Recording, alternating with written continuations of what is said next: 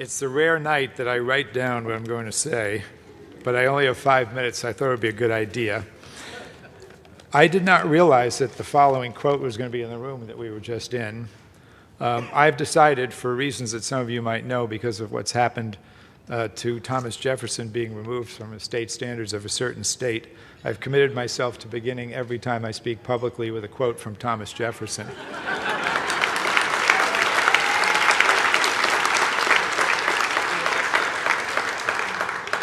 I look to the diffusion of light and education as the resource most to be relied on for ameliorating the condition, promoting the virtue, and advancing the happiness of man.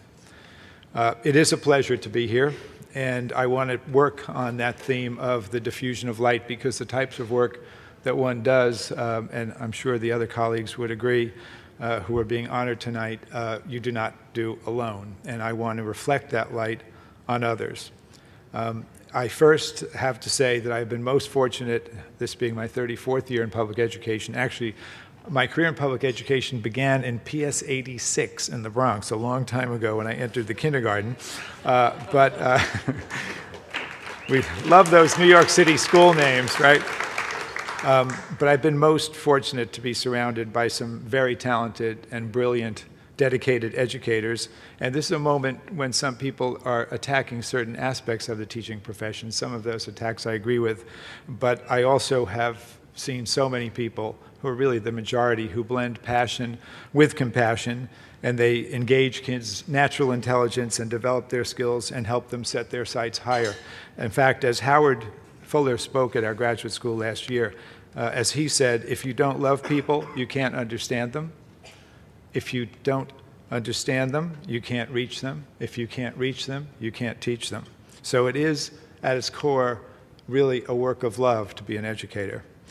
When Terry called me up, the very first thing I said to him was that how thrilled I was and how much I regretted the fact that my dad had just passed away at 92 years old, and he told me that he had had the same experience. So I have to say a few things about my dad. He worked a few blocks from here. I worked in his garage summers. All of us loved him dearly.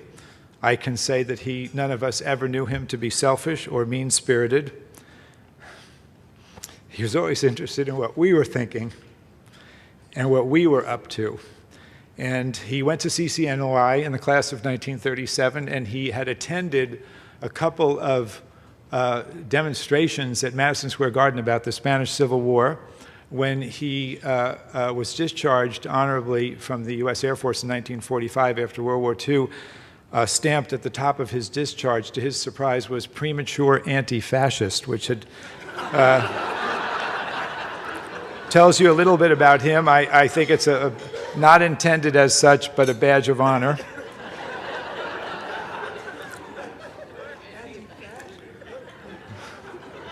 My mom was an Italian war bride who came here on a troop ship, pregnant with my older sister in 1945, came to New York City not knowing a word of English.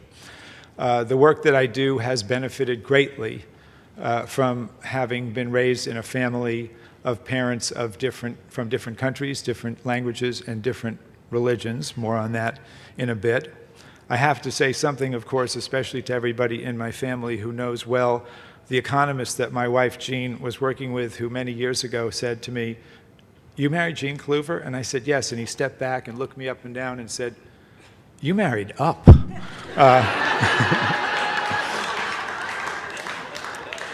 So she is the provider of great ideas and clarifies my judgment and my thinking, and everybody knows that, and is my other half, and she's beautiful too.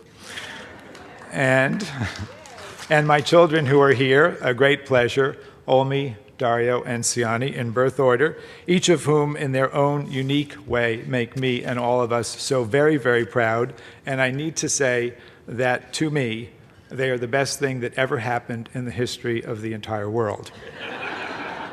My in-laws, Susie Kluver and Roland Kluver, Susie a career educator and Roland a career architect. The many conversations over the last decades I've had with Susan about education, and the many conversations I've had with Roland about school design, which have influenced my work so much. Jeff Robin, the crazy brilliant art teacher of ours who's here, or brilliant crazy, whichever you want to call it, who puts this theme in STEM.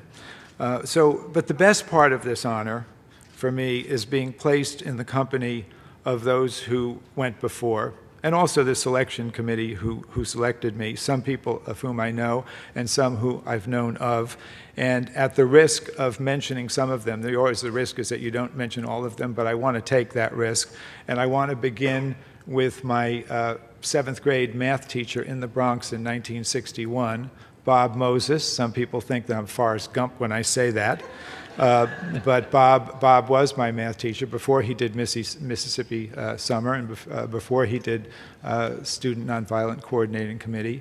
And David Cohen, my friend since then, who's here in the room, will attest that in that class, when Mr. Moses came in after lunch, we would all be sitting at our desks very properly with our hands folded, and the Tinker Toys that he used to teach math would still be landing all over the room. They'd been airborne. He is truly one of the finest, most thoughtful human beings I've ever had the pleasure of knowing. Others, C.C. Cullen, who had the brilliant idea of putting a high school in a college and calling it the middle college. Linda Darling-Hammond, Jerry House, who is here, who's just spectacular. Doc Howe, for those of us who had the pleasure of knowing him, I knew at Harvard, what a delightful person.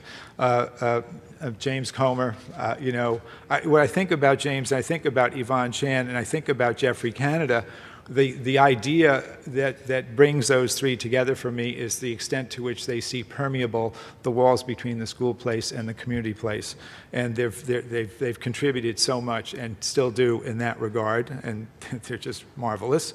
Dennis Litke, who called me up one day the first time I met him and said, me and Ted Sizer just got $42 million to create a Voc school in Providence, and I want to know about Voc, if you know what I mean, but I don't really want it to be Voc, if you know what I mean. And everyone I talk to says, you would know what I mean. Give me a call. That's how we got started.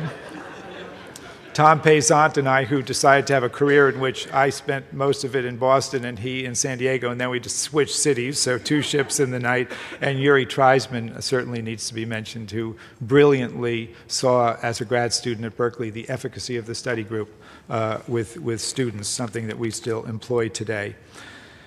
Finally, I want to mention Ted Sizer, because he passed away this year, and he's a former winner of the prize.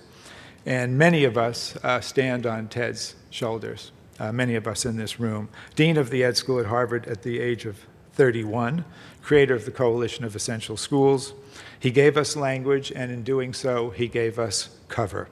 And he was always, in all of his discourse and writings, a gentleman's gentleman. I remember talking with him about, because he and some of us are a little disturbed about the overemphasis on standardized testing, and we wondered about a simple and elegant metric that we could suggest to the country that one could use for an individual school or a charter school or a district or a state or the country.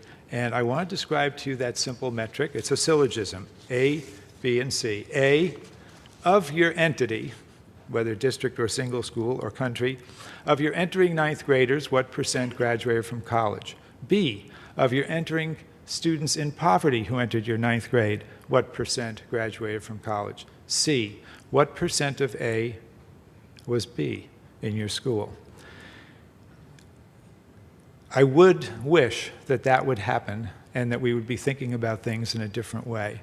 When I first taught carpentry 34 years ago in the Boston Public Schools, the narrative was about school reform. The narrative is about school reform today, and that's been the narrative every day in between. I just come from law school, and I realized the first day I was teaching carpentry to these working class kids in Boston at the height of DSEG that they were every bit as bright as the middle class kids I was just in law school with. We are in a moment we are not developing the human capital that we have in this country. We are mispredicting based on socioeconomic status. We are mispredicting based on race. We are mispredicting based on gender. And now I fear we're mispredicting based on standardized test scores. I would hope that we return to the narrative from the turn of the last century, which was very prevalent in this city, which was cultural pluralism. That was the narrative for schools, e pluribus unum.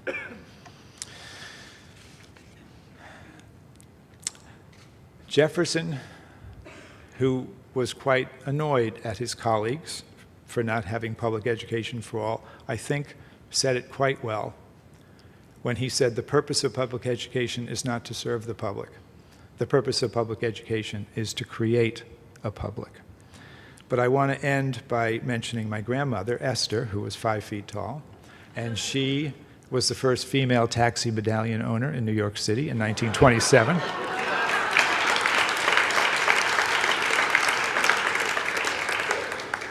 And I think that a major portion of the brains in my family lineage came from her. When she said to me one day, you know, Larry, there are 2 kinds of people in this world. Those who think there are 2 kinds of people, and those who don't. Thank you.